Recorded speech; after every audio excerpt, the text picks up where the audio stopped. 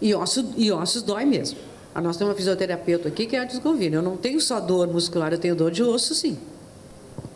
Eu me lembro que quando eu fiz uma cirurgia, eu tinha um médico na Fundacentro, que era nosso chefe, ele era chefe substituto, ele era anestesiologista.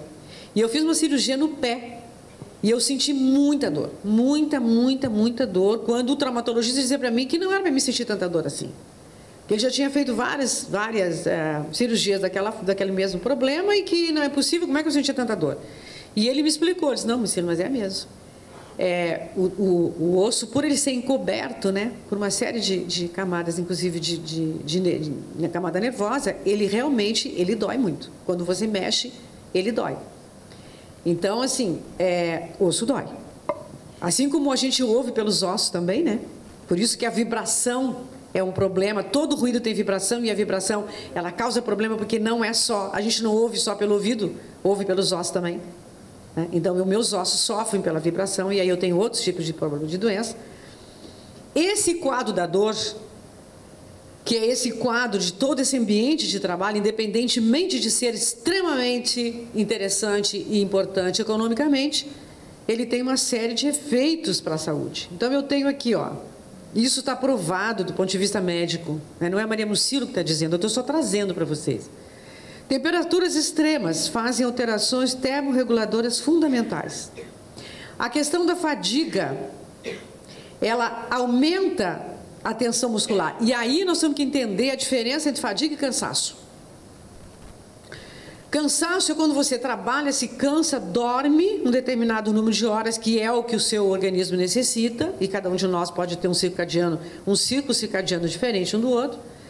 Eu tenho minhas horas de sono, quando eu acordo, eu estou descansada. Fadiga é quando você dorme, você deita cansado, dorme e acorda mais cansado ou tão cansado quanto você deitou. Então, você já não tem mais cansaço, você já está tendo um problema de saúde, você está tendo fadiga. E aí eu quero chamar a atenção aqui de algumas situações que a gente presenciou, né? Algumas empresas estão né, começando, já estão com isso já como hábito, tendo mão de obra que não mora mais tão próximo do frigorífico, né? Então, essas pessoas se locomovem, às vezes, de lugares até de 2 horas. Isso não fui eu que foi dito pela própria empresa. Até 2 horas de distância. Então, vocês imaginem, quem começa num turno às 6 horas da manhã, ela deve ter saído de casa às 4. Alguém se alimenta às 4 horas da manhã corretamente? Duvido muito. Aí eu chego às 6, já cansado, dormindo no ônibus. Aí eu começo a trabalhar. Aí se eu chego na hora do almoço, eu ainda não tenho eu não estou dizendo que é isso, hein? Estou levando uma hipótese. Se eu não tiver uma alimentação adequada, eu já entro em déficit. Eu começo a trabalhar, de manhã já em déficit, aumento o déficit à tarde. Quando eu retorno tão cansado que eu vou dormindo às 2 horas.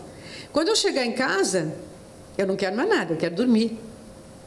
Então eu faço um círculo vicioso, em vez de ser um círculo virtuoso, de recuperação diária, para que eu tenha de novo as mesmas disposições para continuar trabalhando. Tá? Os transtornos mentais, né? Transtorno mental pode ser leve, pode ser grave, pode ser gravíssimo, mas o que está nos chamando a atenção é que eles têm uma correspondência muito grande com o aparecimento de AVC. Por quê? Porque o ser humano é psicossomático, gente. Não adianta a gente pensar assim, eu vou cuidar só do físico. Não adianta. Eu tenho emocional, eu tenho psicológico, eu tenho social. Se eu tiver um desregramento em qualquer um deles, vai trazer consequência para os outros. Então, não esqueça essa palavrinha. Ser humano é biopsicossocial. E essa palavra se escreve juntas. Se eu quiser analisar só um lado biológico, eu separo essa palavrinha. Boto o bio, depois eu boto o psíquico, depois eu boto o social. Só que na prática, na vida, não é separado, é tudo junto. Então, todo problema que me atingir socialmente vai repercutir também do ponto de vista emocional e vai me repercutir depois no meu físico.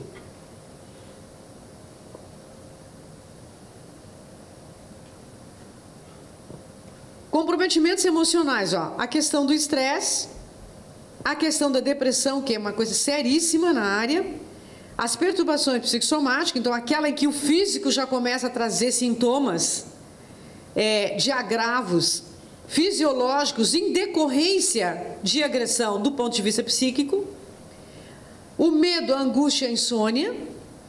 E eu sei, me desculpem, mas eu tive algumas conversas com alguns trabalhadores, algumas trabalhadoras, e sei que ainda existe em determinados locais, talvez até a própria direção da empresa nem saiba muito bem sobre isso, mas existe sim uma certa coerção na hierarquização e causa medo, angústia, e isso aqui acaba trazendo insônia, porque vejam bem, dos seres vivos na natureza, só o homem sofre por antecedência.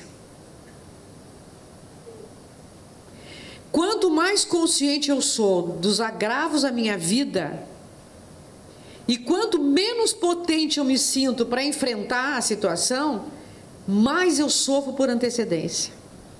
Então, se eu tenho um final de semana para descansar, entre aspas, né, porque a mulher ainda tem terceiro, quarto período, né, aí agora os homens também estão dividindo com a gente, graças a Deus. Mas, e eu começo a lembrar que eu vou voltar para aquele ambiente onde eu não tenho absolutamente nenhuma ingerência sobre o sofrimento que eu tenho que enfrentar, eu já começo a sofrer no domingo. Começou a cair o pôr do sol, eu já comecei a entrar em processo de sofrimento. Porque eu sei que eu vou ter que enfrentar um ambiente que eu não tenho como mudar e eu vou ter que me sujeitar àquilo. E aí eu quero falar sobre essa questão da sujeição.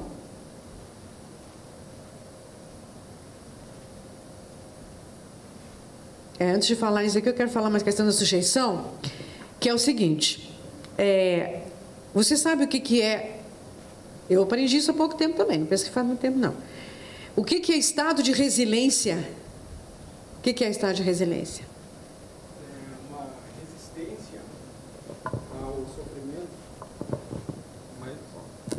Resiliência é a resistência ao sofrimento. Exatamente. Só que assim, ó, eu gosto de um exemplo, quando a gente fala em resiliência, tudo bom? Quando a gente fala em resiliência, eu gosto de fazer um exemplo de elástico.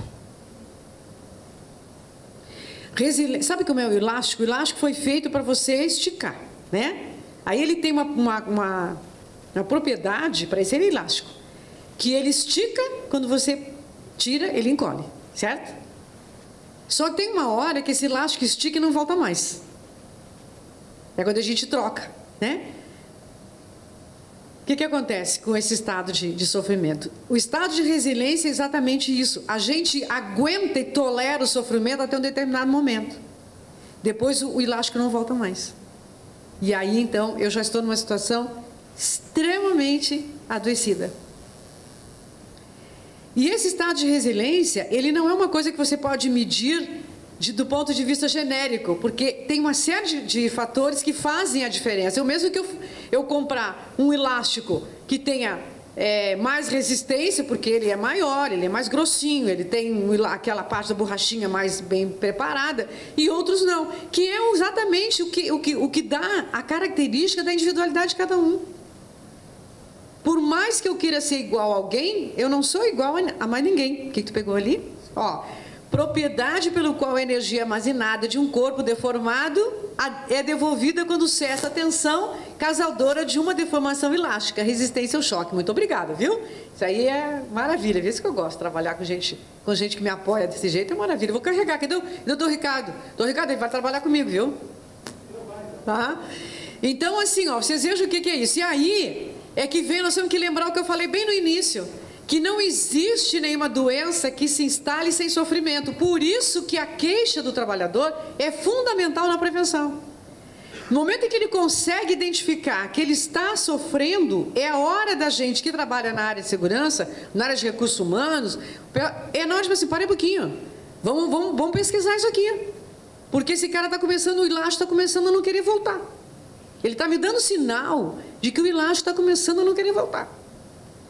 Então está na hora de nós começarmos a incentivar mais esse trabalho de pesquisa no sentido de tentar identificar quais são os agravos.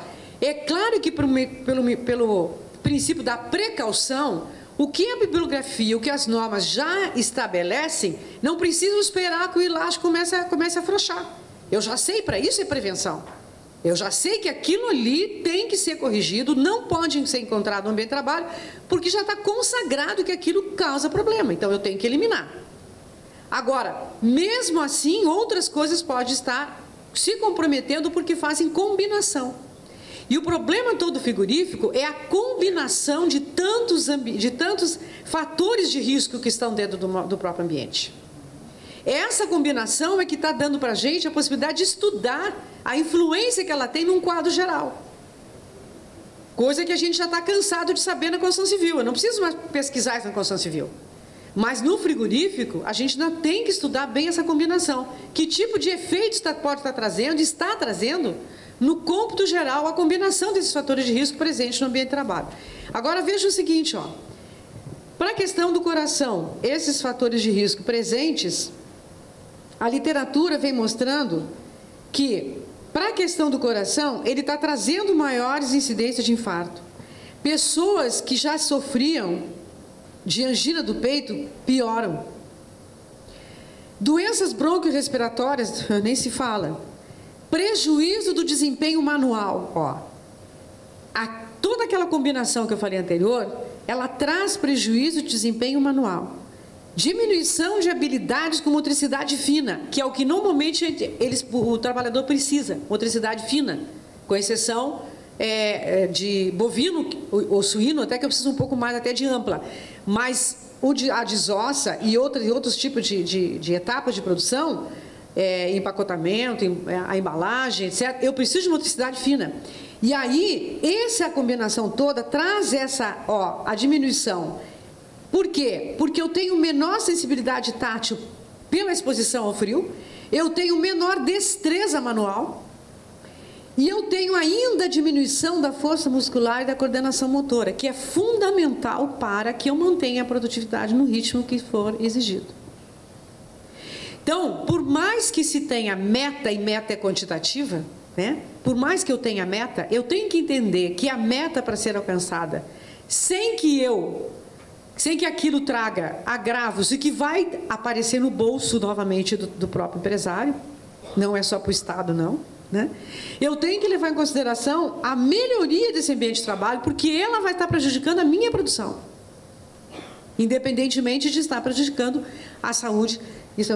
Alguém aqui, eu de manhã, quando eu cheguei, eu ouvi algumas pessoas comentarem, falaram assim, mas alguém teve um determinado momento que falou assim, porque o trabalhador é uma peça pequena. E eu ainda pensei assim, não é peça pequena não, meu amigo. Por mais que eu queira olhar para o trabalhador como um ingrediente dentro do contexto do mundo do trabalho, do mundo da produção e da economia, ele hoje está mais do que consagrado, uma coisa que foi discutida e apontada na década de 50. E hoje, todas as revistas de economia estão apontando para os grandes empresários, que se chama capital humano. Então, não é peça.